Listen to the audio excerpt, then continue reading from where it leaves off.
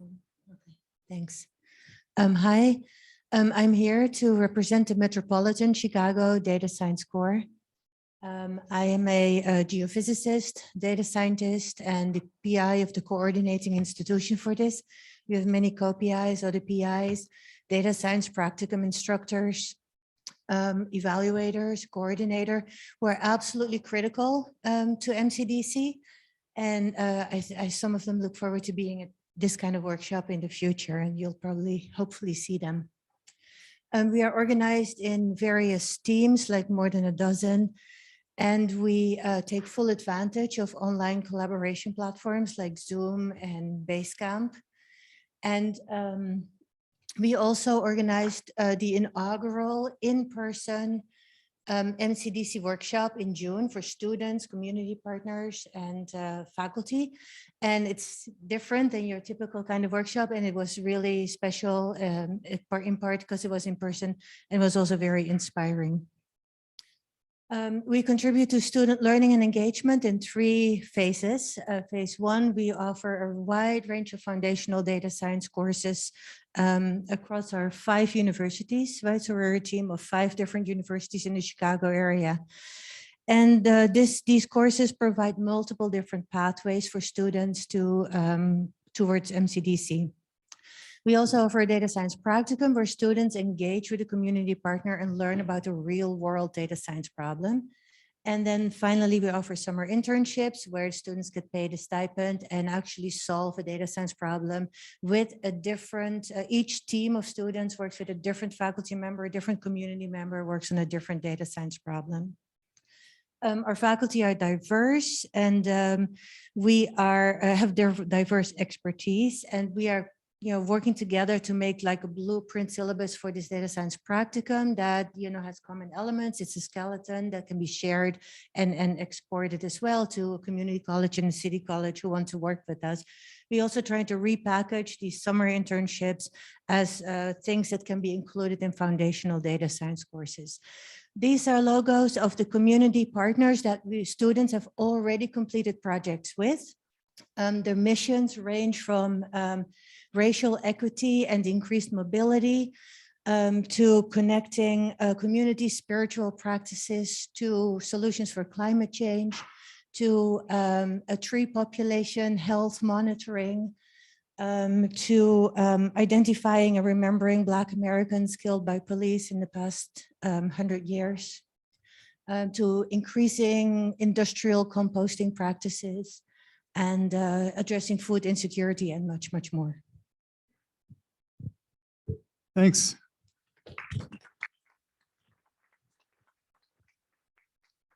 Next up is the DS path.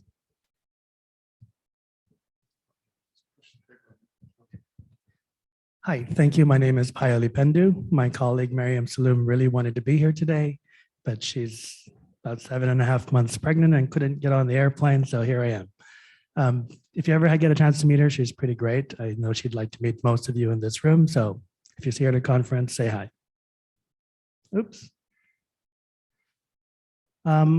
DS Path is a project that is connecting and building pathways and pipelines from 6th grade all the way up through the master's and PhD programs in data science. We work with 4 community colleges in the area and Cal State San Bernardino. All 6 of us are HSIs, which is pretty unique. And what's new is we're actually adding a new pipeline for 6 through 12. So if you have any insights on building a high school curriculum, please let me know, because that's not my expertise area. But we've also now connected with all local school districts in the area and started meeting to build a data science curriculum for high school students, which will replace a math requirement because their curriculum is already pretty packed. And yeah, we also have summer research for undergraduates as well. We just graduated 38 of them this summer. It was a pretty big event and pretty successful, but I look forward to talking to you at the posters. Thank you.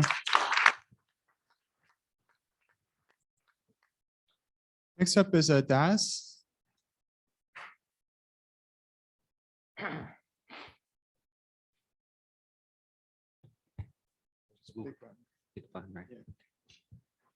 Hi, good morning, everyone. My name is Hugh Liang. I'm professor of computer science at the University of Tennessee at Chattanooga. And thank you for having me to report the progress of our project. So for simplicity, we call our project a DACE. It's called anthropocentric. It's the data analytics for community enrichment. So this project is a joint effort of the UTC, Howard University, and the Chattanooga State Community College. So this is all the member of our team.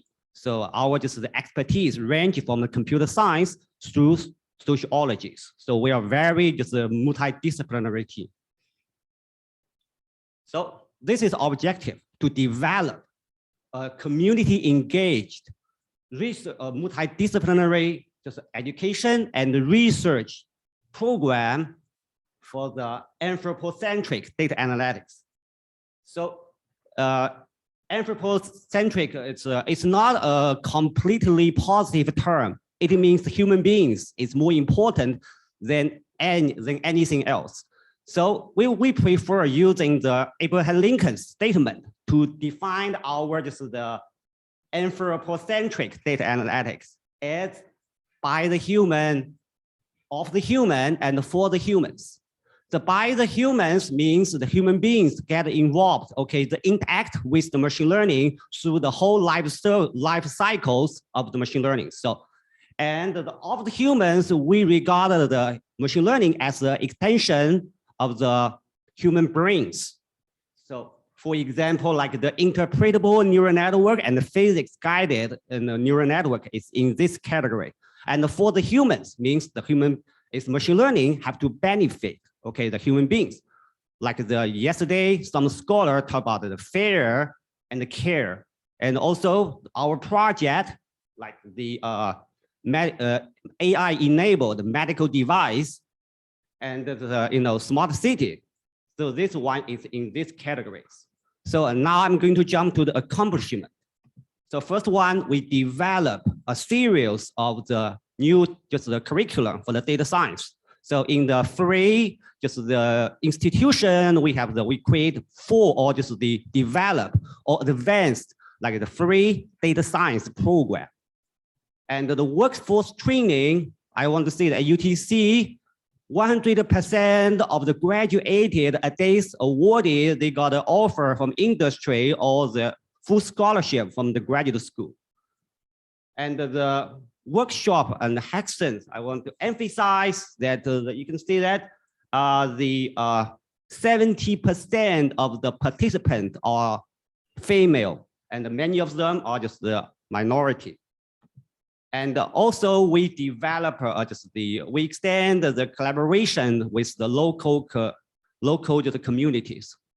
Okay, if you want to learn more, by the way, also about the research, we know that the research is a very important ingredient in our program. So far, we this program produced 15+ journal papers and 2 data sets. Thank you.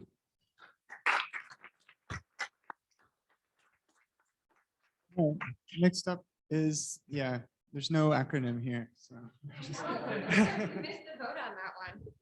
Yeah, 60 seconds.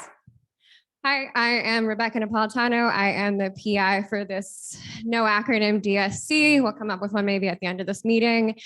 I'm assistant professor in architectural engineering, and I'm joined today by my colleague, Wesley Reinhardt, who's from material science and engineering. We're both from Penn State. The project was comprised of several professors at Penn State, as well as University of New Mexico, Tennessee State University, George Mason, Texas A&M, and a small liberal arts college up in Connecticut, and some high schools out in Alaska. So our question was, how do we provide engineering students the opportunity to learn data science material using community data and real world problems?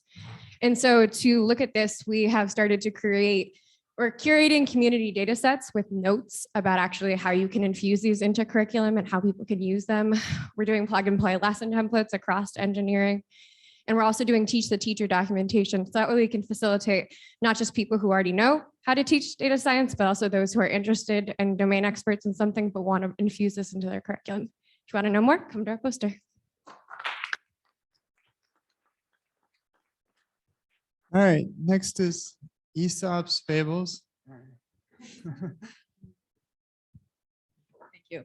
Hi, folks. I'm Katie Prudick. I'm at the University of Arizona, and I am PI on this collaborative data science core grant that focuses on biodiversity and conservation and general education. My co-collaborator with this is a spider person by the name of Greta Binford, and she is at Lewis and Clark College. So you feel free to text me all your spider pictures and I will forward them to Greta to help identify them. All right, let me see. Okay, so our main sort of hypothesis or approach here is we really want to build data science capacity through general education curriculum. Turns out fuzzy mammals, adorable penguins are popular with the students. We can bring them in. Yeah. Somebody had a panda yesterday. I got really excited about that. But anyways, so what we're trying to do here is really leverage the resources and leverage the storytelling of conservation biology, of biodiversity, to bring people into the data science pool. And so we're leveraging the primary undergraduate institution pedagogy. Greta and her group really spend a lot of time thinking about how do we engage how do we improve student learning by engaging them through excellent pedagogy. And then on the U of A side, we have the data science resources. We have the HSI diversity that we're collaborating with on that. So we're exposing students in life sciences to data science applications and principles early and often, with the idea that students often find they're interested in data science and the life sciences at their senior year. At that point, they're almost done. They don't have time to get a minor, a certificate, even a double major. We want to get them their freshman year, and we want to get them excited about these applications and skills. We also have another component, which is to upskill instructors with paid professional development. We find in the life sciences that not faculty are interested, of course, in these new skills, but how do they get in there? How do they start developing their skills? And then we incorporated the library. I really want to do a shout out. I know people have mentioned this in different capacities, but we really work intensely with our library group to help in both formal and informal training with the students and the faculty. So we have 3 components to this, and they all involve pretty animals. One of them is called Dealing with Data in the Wild. This is our introductory gen ed course. It is taught both at Lewis and Clark and the University of Arizona. So we have aligned the course to fulfill both those curricular requirements. They are focused on freshmen and sophomores. It is taught asynchronously, meaning that the class is not co-convened. That'll be important later. It's a narrative-based course. So we took data 8 from Berkeley, and we took the learning outcomes and sort of the learning objectives, and we put in a narrative that's sort of similar to The Martian, if you're familiar with that. But we're going to Antarctica in this scenario, and there's 4 chapters to the book, and things go wrong. And the students have to use data science and data science techniques to sort of problem solve their way out of this scenario. So there are penguins, there's leopard seals, there's some other things too. And then students who find themselves interested, we've scaffolded it up to another experience. And this will pull from people who took data in the wild, but it also pulls from other majors across campus. And this is a project-based collaborative class that is co-convened, fun times, because time zones, between University of Arizona and LCC. So students work on interinstitutional groups on projects with fish and wildlife, on a conservation-based projects that have to do with the species status assessment, part of the endangered species listing process. And so they're working with these stakeholders, and they're helping produce data and data products for the SSA, the species status assessment. And then our third part of this is instructor training. So one of our library colleagues is actually a carpentries instructor trainer. So we use that training to help guide the pedagogy of our faculty, but then we also teach them introductory our skills and GitHub and those sorts of things. But it also includes not just faculty, we focus on faculty, but we'll throw in postdocs and graduate students, and sometimes even undergrads if they're going to proctor one of these other 2 classes. Okay.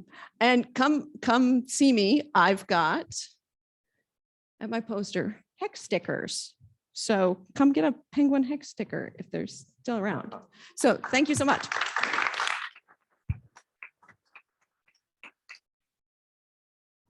All right, we have Edsk.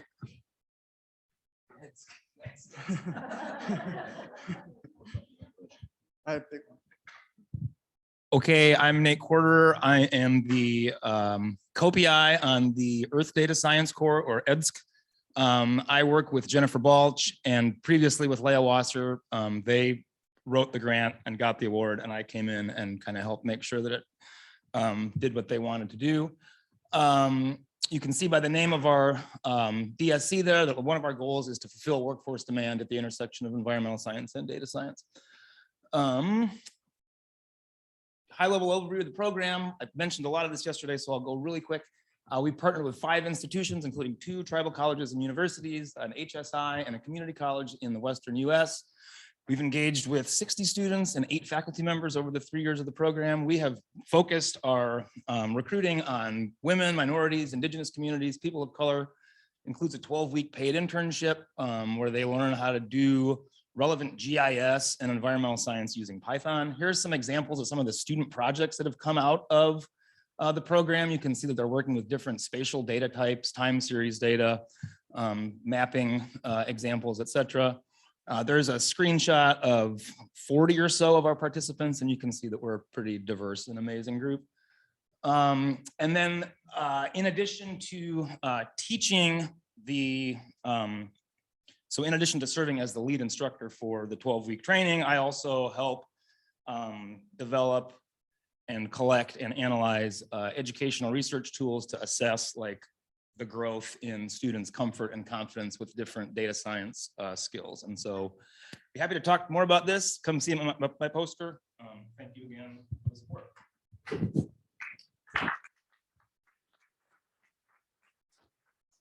All right, now we have D4. Thank you. My name is Breno Cruz. I'm representing the D4 Institute. The PI Rajeshwar Jan was here yesterday. So the main goal of the Institute is to advance foundational research on dependable data-driven discovery. Dependability is critical when we're doing discoveries and decisions that are informed by our data, right? If we are not, if there is no dependability, how we can have the proper decisions, right? So the Institute is pushing forward a framework that you can identify risks, what can go wrong, measures, how to quantify the risk, and mechanisms to keep the risk within acceptable thresholds. So in the phase 1, we're focusing on a part of the life cycle, the one on the dash, and on 4 risks: complexity of the data, uncertainty of the decisions, freshness of the data, and resource constraints of the algorithms we use. So for broad impacts, we have a hub for sharing data science expertise and educating DS researchers. So here's just an example of a contribution. It's an approach that identifies faulty trends when you're running models, and we can diagnose the trends and suggest fixes for the developers right in the source code. So if you have any questions, come see me on the poster presentation.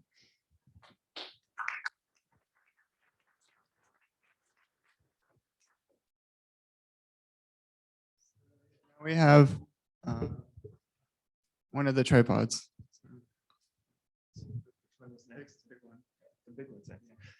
Hi, so I'm here to talk about the UIC phase 1 tripods.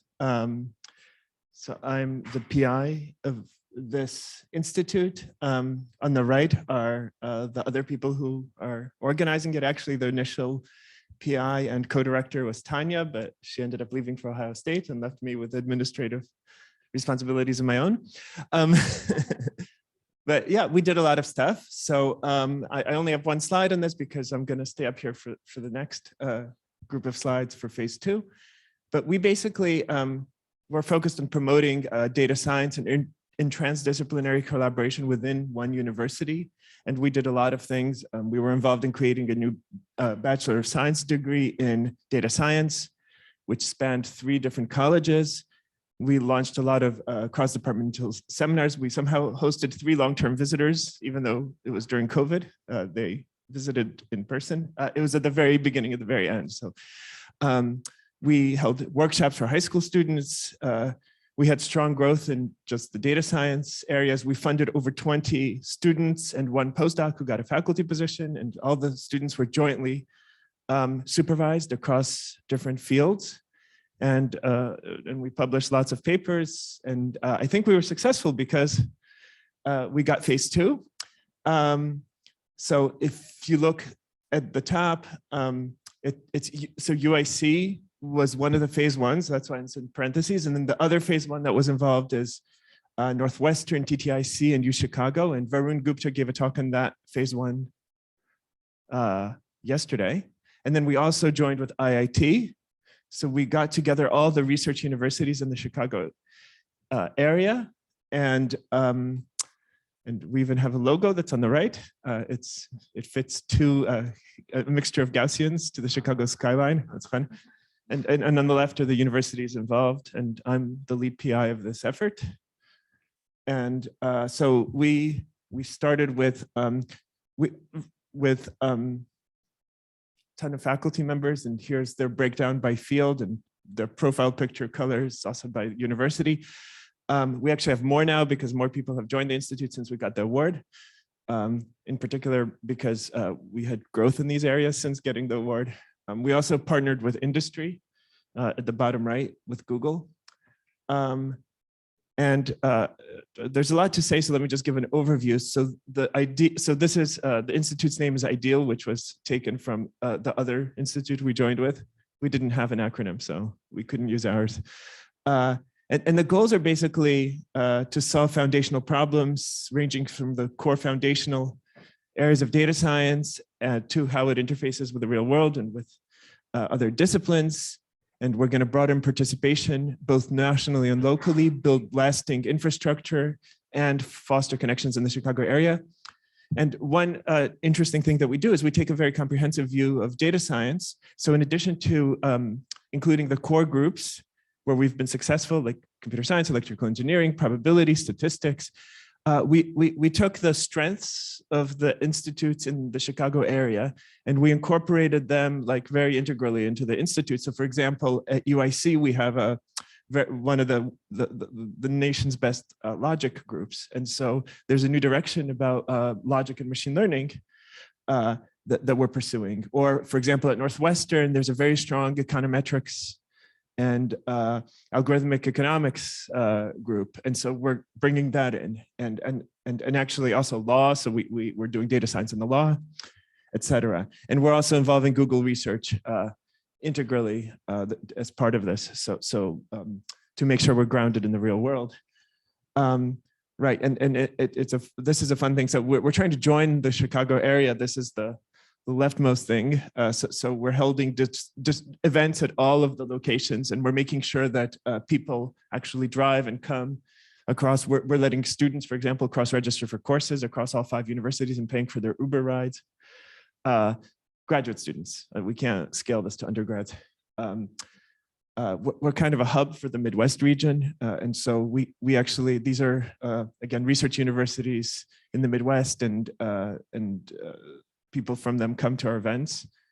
Not all of them, not all the time, but we do have participation, and we can join the nation. And this is a fun thing about how, we have the main airports in the center of the country. We have, this is the Amtrak map, so it's well connected. And this is the last slide.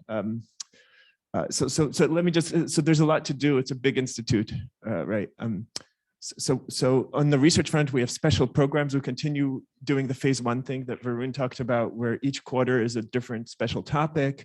We have summer workshops. We do problem solving sessions where we break out into groups and choose a problem, and these groups work on this problem through the semester, get papers out of it. This continued a phase 1 thing.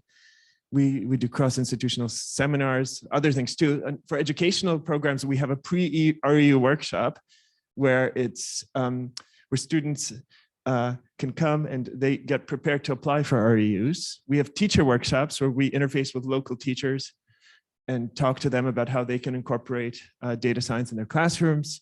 We give public lectures, and we actually have partnered with the Museum of Science and Industry in Chicago, which is a really cool place to give exhibits there in data science. And we're planning our first thing this year. We have recurring events and also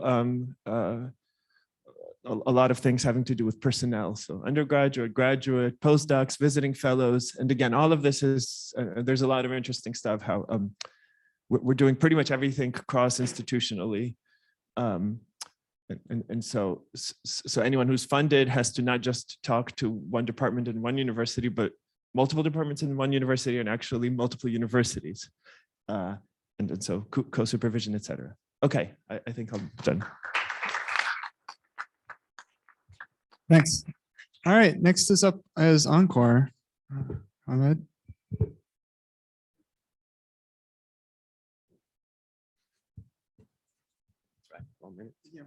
Yeah. Okay. Oh, okay. Hello, everyone. I'm Hamid Hassani from the University of Pennsylvania, and I'm representing Encore. It's a Tripods Phase 2 Institute. So the main vision of Encore is to transform the landscape of 4 core pillars of data science, namely complex data and massive data, optimization, responsible learning, for which there was a meeting yesterday, as well as education and management. So Encore has PIs from 4 different universities, UCSD, Penn, UT Austin, and UCLA. And Encore essentially merges 4 phase 1 Tripods institutes into the one phase 2 Tripods institute. And we also have 6 new junior faculty who have just joined us from different universities: Stony Brook, Harvard, Purdue, Syracuse, and Santa Clara University. And also, we also have affiliates from neighboring universities in the states of California, Pennsylvania, Texas, as well as New Jersey. So these are the core members of Encore right now. So we have a very diverse set of PIs. More than half of our PIs are from underrepresented groups. 9 out of 18 are highly accomplished women. And we also have at the bottom, you see 2 of our junior faculty members who are actually in the audience here. So, and we have spent a lot of time on our management and governance committees, and also our education program. Encore has just started, so hopefully in a year we have a very good report to give about our educational and outreach programs.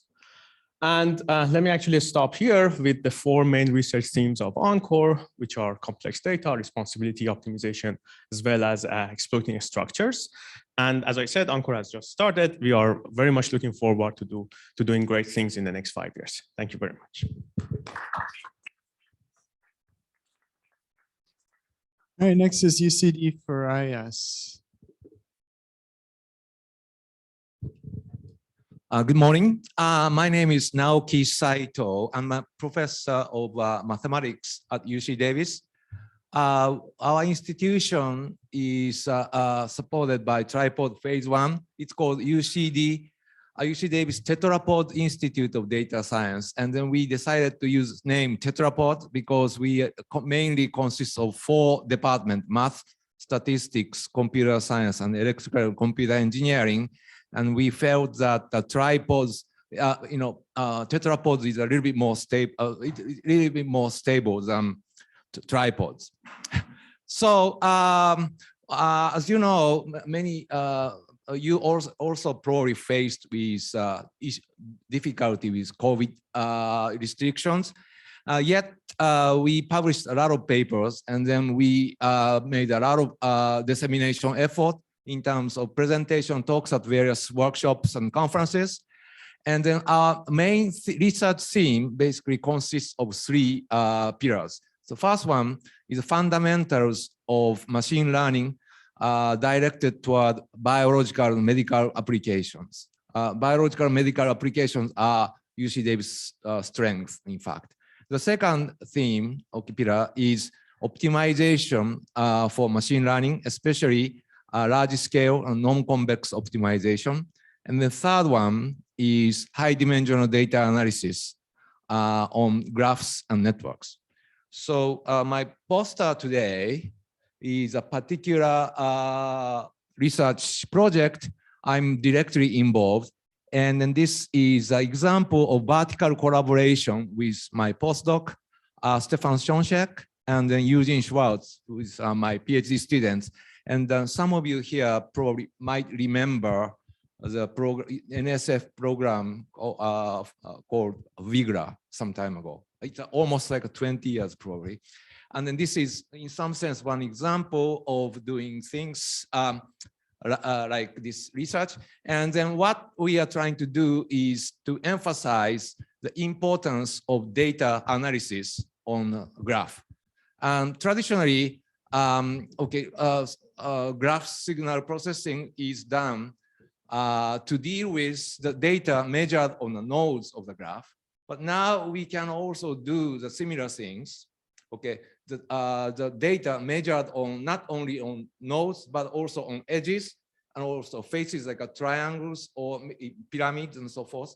So those that basically expands the applicability of our tools to many different areas. And also it's also important to realize that the traditional signal image processing, digital signal processing, digital image processing are also the special case of graph data analysis, graph data signal processing, because those traditional ones are the graph signals on the particular graph, like a regular lattice. So suddenly we have a large number of possibilities we have. So I would like to explain this to you at this poster. Thank you. All right. Next is data science at the biology engineering interface. Great, thanks. I'm David Schmalley. I'm a biologist at Virginia Tech. I've had the great fortune of working with Shane Ross, my engineering colleague, also at Virginia Tech for more than 15 years. So there's three themes to this project. The first is it's not about us, it's about the next generation. And so Shane and I have been working together to try to pay it forward through interdisciplinary data science research experiences, both in the classroom and out in the field. And we're doing this by partnering with co-PIs at HBCUs, Morgan State, and also Morehouse, and then an all-male college in Virginia, Hamden, Sydney. Theme number two is it's about the stakeholders and their needs. What we've done is we've taken stakeholders into the classroom, the traditional classroom, through a new data sciences course taught in the fall, simultaneously at 4 universities. And what's interesting about this is we were among the first cohort funded back in 2019 for our DSC. And we envisioned teaching a course across 4 universities prior to Zoom. And as it turned out, that's exactly what we ended up doing.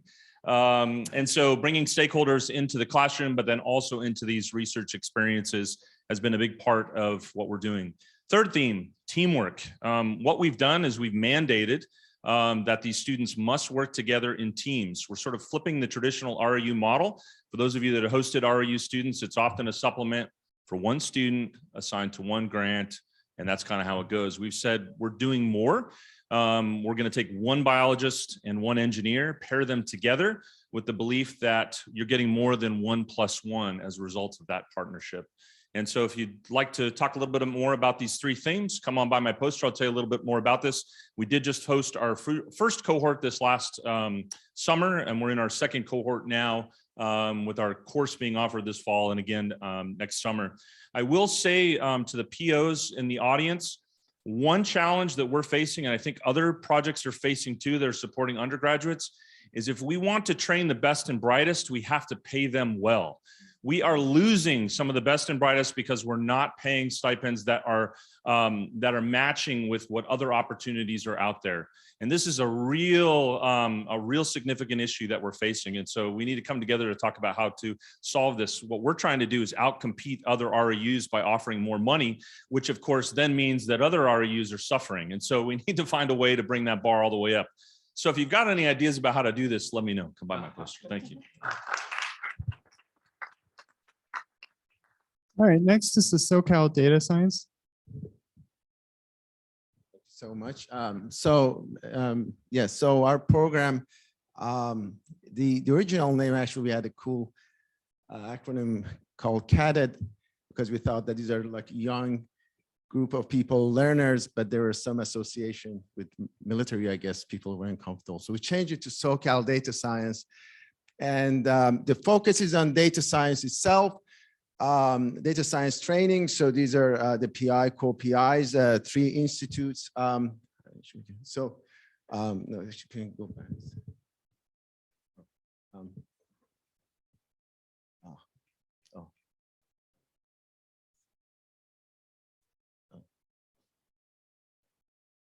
Okay.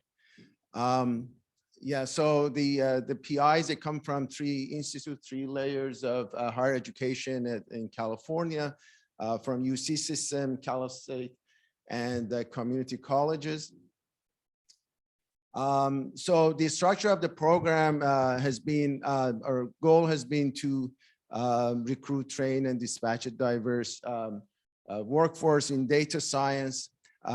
This is our first cohort. As you can see, there was a discussion that space is important. We were given a dedicated space in interdisciplinary science and engineering building. This is a new building. The idea is to bring people from different disciplines and put them in the same space. And we were given a space in this building.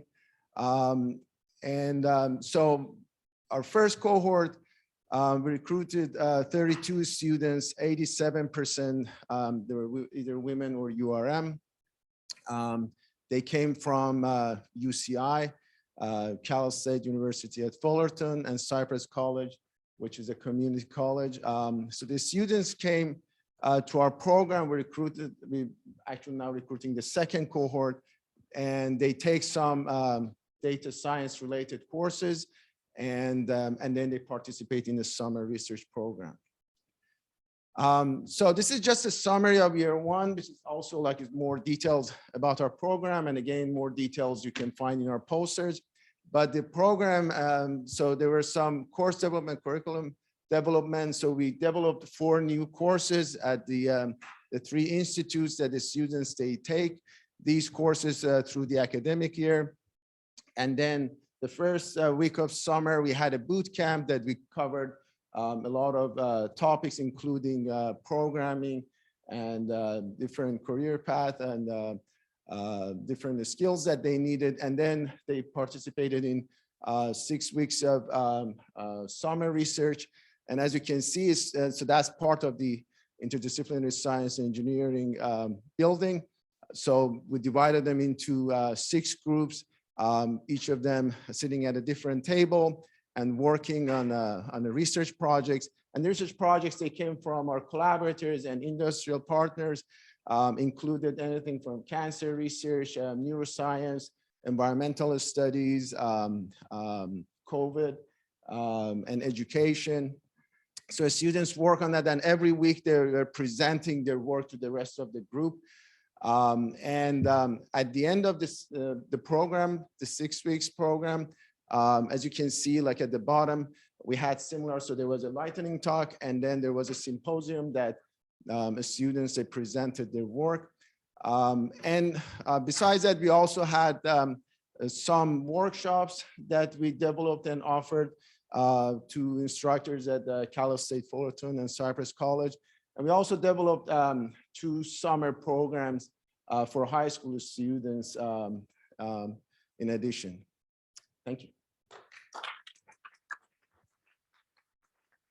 Next, we have deep in graph learning. Sorry, no acronym. Yeah. Just a big one. All right, cool. Good morning, everybody. My name is Jeremiah Sulam. I'm from Johns Hopkins. I'm representing the team that comes from Mathematical Institute for Data Science. And we have a tripods phase 1. I'm a co-PI in the grant. PI is Rene Vidal, who unfortunately couldn't be here.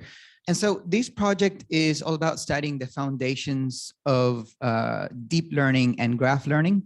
They are very much aligned with the principles and the mission of the Mathematical Institute for Data Science at Hopkins, but focus in particular on those two aspects.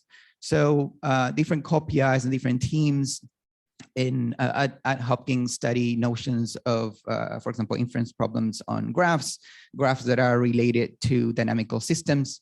And on the foundations of deep learning, there's a number of us who study notions of robustness, notions of different aspects of optimization theory, as well as things that perhaps I would call as responsible use of machine learning. So things that have to do with interpretability, robustness, and a little bit of fairness as well. We have been very active in education and training. We've had a very successful program that has funded data science fellows. And we have done this in a very specific way. So these are fellowships that are awarded on a competitive basis. But what we do is we have two different modalities. They can either be funded for the course of a semester, or they can be funded during the summer. And what this does is it allows us, because it's just a shorter time period, to give them a higher stipend during the summer. And in this way, we perhaps compete a little bit with other opportunities that graduate students would be tempted to take during the summer. So we posit these as sort of internships, and we make it so that these projects involve at least 2 or 3 of the PIs of the project. We have also held summers and winter schools and symposia in which we've invited speakers from all over the country, and where our data science fellows have also had the chance to present their research and get feedback. We've also been very active in recruiting. We've recruited a series of junior faculty, and there's a lot more activities that we've been sponsoring with this program. So I'll be around in the poster session. Feel free to, I'll be happy to talk to all of you. Thank you. Thanks. All right, next up is ID4.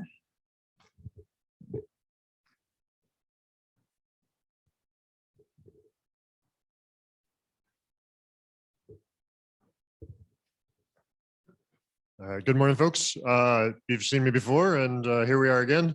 I'm Eric Tober. Jane is still in the audience, and Stephen, I think, is back teaching. Right, so some of these slides are partially recycled, so I will not actually go over them again from yesterday. I will highlight just sort of where ID4 is in the US, which is to say darn near everywhere. And we've got a absolutely superb group of faculty from something like 6 or 7 different departments across these institutions. So I did want to spend a little bit more just sort of highlighting the domain areas that ID4 takes on. So over here on the left, I sort of briefly talked last time about the 4 different sort of domain spaces at the tipping point, as we might call them, right? Where we actually think there's some sort of potential for data to come in and really make transformative progress in these spaces. And I think these are great, they're fun, but I think one of the things that, like, when we built out these 4 spaces, not only were at the tipping point, we were searching for things at the tipping point that were really broad in scope. And that's one thing I didn't talk about last time. And what I like about this is it really forces us to think about different solutions within the physical sciences and engineering for problems, right? So if we think about like the diversity of phenomena we're trying to deal with here, we have everything from the atomistic and crystalline to aperiodic. We're thinking about the assembly process of materials. This is often a stochastic process. And on the other extreme, we might be thinking about buildings withstanding wind loads and thinking about continuum mechanics. We might be thinking about, everything from application rather than assembly to like very highly deterministic systems where you're like, okay, I put this part of the bridge, onto the foundation first, right? So wildly different, and coming up with solutions that sort of have a resonance between these things is like kind of I find it to be a very awesome challenge, because it means you have to think about it as like a set of building blocks that have to work across the institute.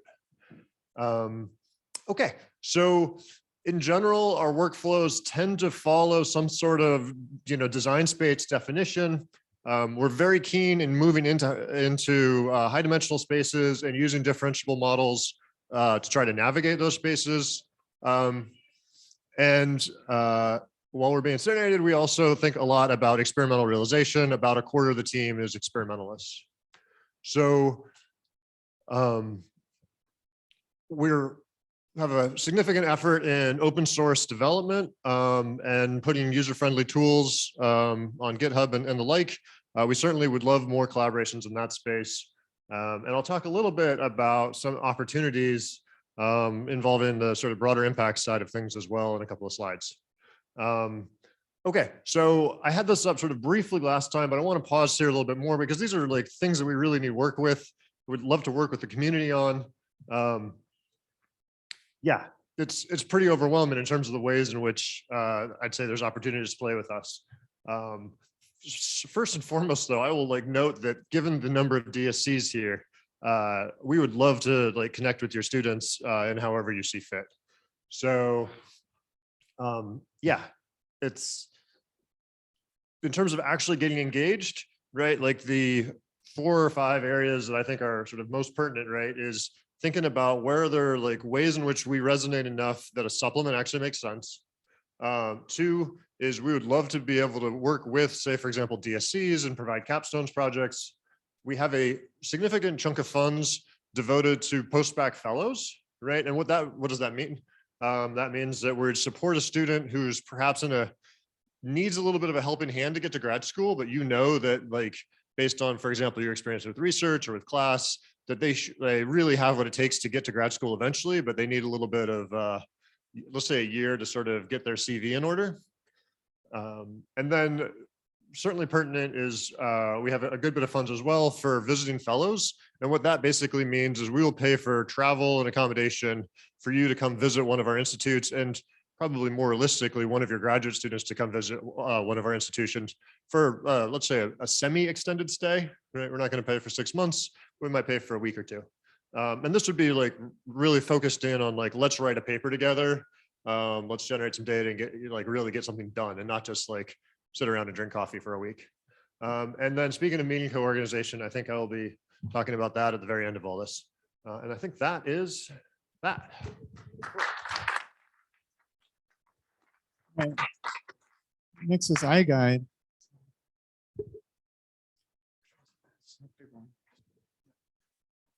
Good morning, everyone. It's a marathon. All right, I'm Xiaowen Wang at the University of Illinois at Urbana-Champaign. I'm representing iGuide, the PI. Together with me, we have 3 colleagues here, Anand Padmanabhan, who is part of the team organizing this event.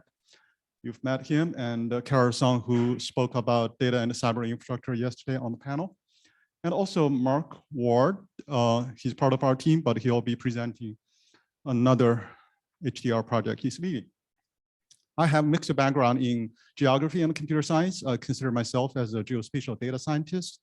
It's really good to hear a lot of folks here in the room dealing with geospatial data. So look forward to more conversations and potential collaborations. So we really have an interesting and a powerful team. This is our leadership team. We have over 70 people. It's really hard for me to have all the pictures of 70 plus folks on the single slide. So I select the members of our leadership team here coming from computer science, cyber infrastructure, social science, geoscience, and ecology. Our focus is on sustainability challenges. And this is a figure from the United Nations. As we know, there are many dimensions of sustainability, from climate action to biodiversity loss, food and water insecurity. Location is a key here. It's really powerful to unlock the interconnectedness among these many different challenges. So our focus is harnessing the geospatial data revolution to tackle these sustainability challenges. And we pursuing discovery through location connections as well as digital connections. So our sound bite is map, connect, and discover. So keep those 3 words in mind. So I'm in Urbana-Champaign. My backyard is connected to massive farmland. And if I would ask you how my backyard farmland is relevant or related to biodiversity loss in Brazil, you would scratch your head. How come? Well, here's the story. If there's drought hit the Midwest, affecting the production of soy, and that in turn affect the global supply of soy through global trade. And then Brazil is a major producer of soy. And then because the production in the US could go down and the production there should go up because of the global demand. And then the land use is under pressure there. And of course, land use is connected to biodiversity, specifically to Amazon.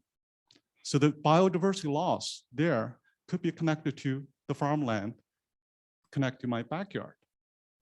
Now we're at the cusp of having massive geospatial data, unlocking these connections.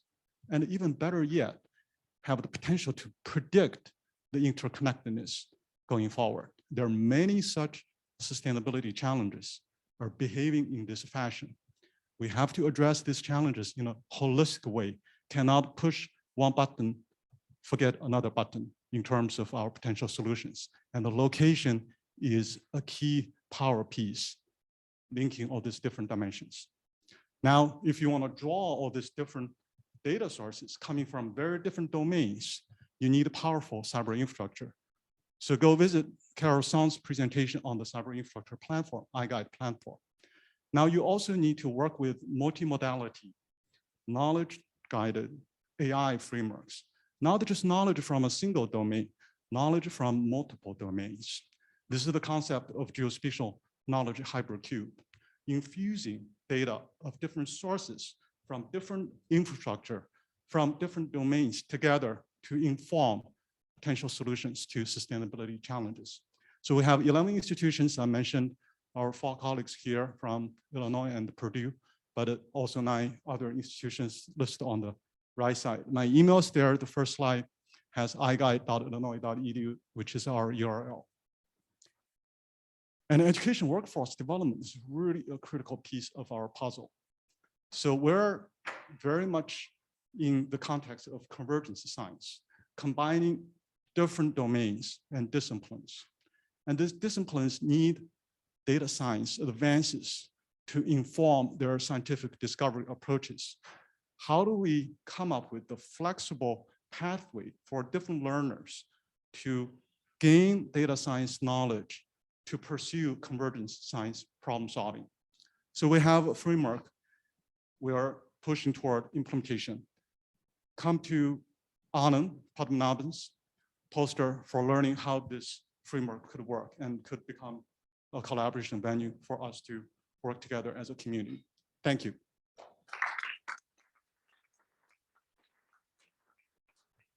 All right, we've got one last presentation on the National Data Mine Network. Thank you.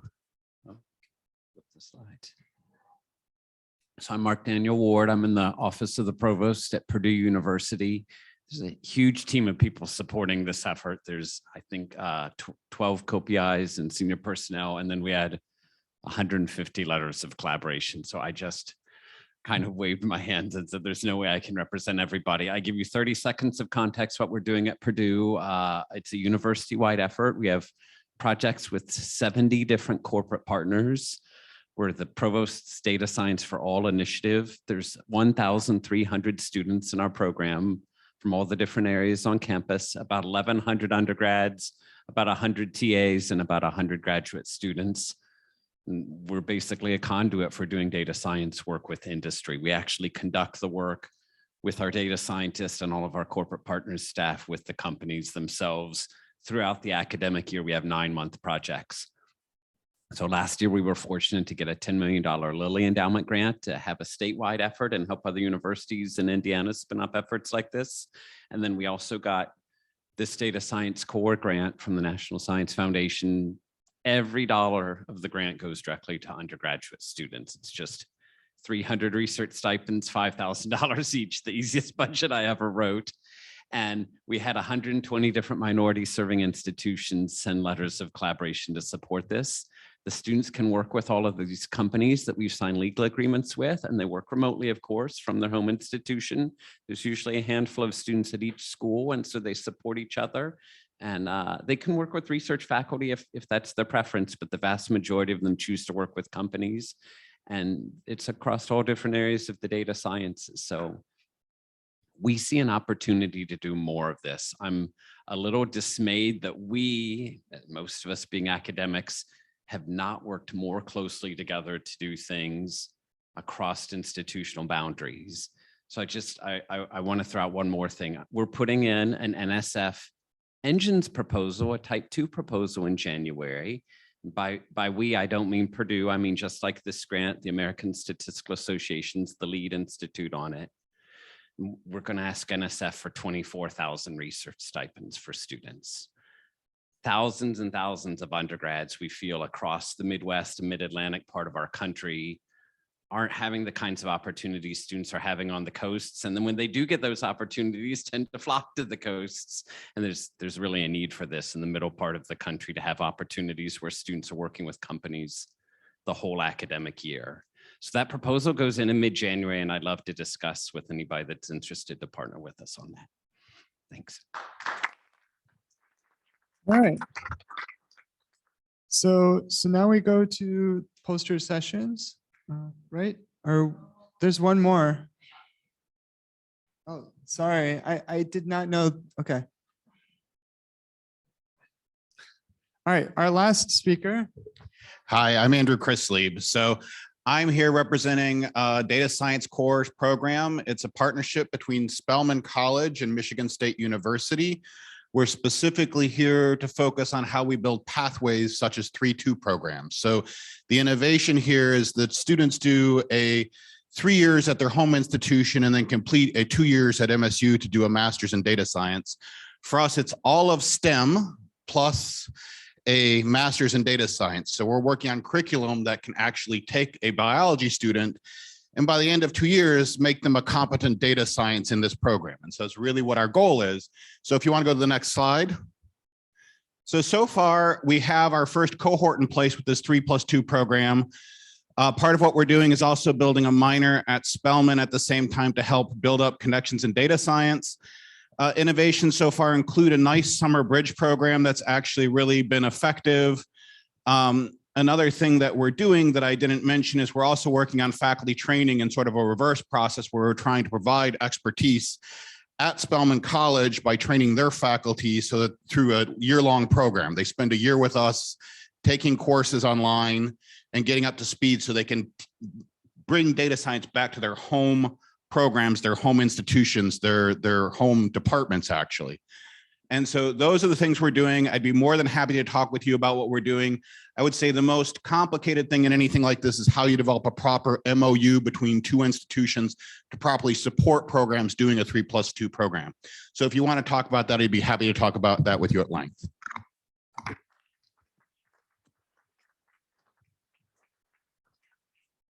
Yeah, and we have one last one.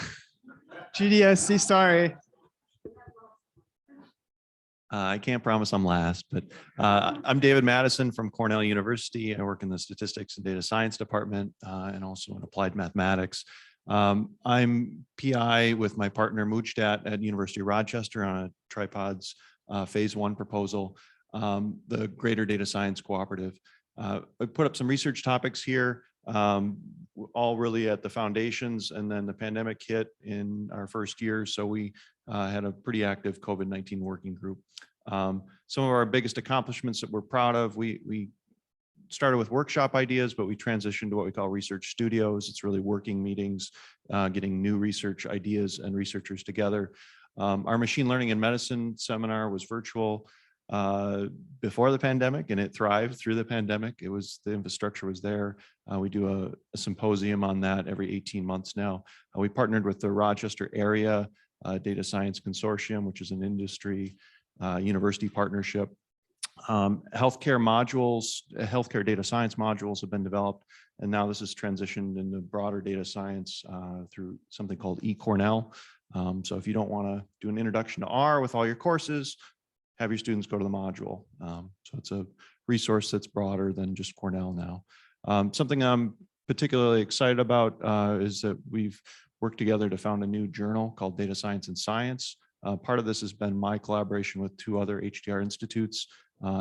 These were both founded through the Ideas Lab, the PRISM Institute for Transdisciplinary Systemic Risk, and a second one that I was co-PI on atomic level structural dynamics and catalysis. To conclude, I want to be very grateful for all the support over the years and the opportunities that these presented. And then one minor thing, I'm going to go part-time early next year and start working as the director of the National Institute of Statistical Science. I'd love to talk to folks about joining that affiliate network and also our plans to create NIST hubs in data science across the nation and to build a theme semester research program. So thank you.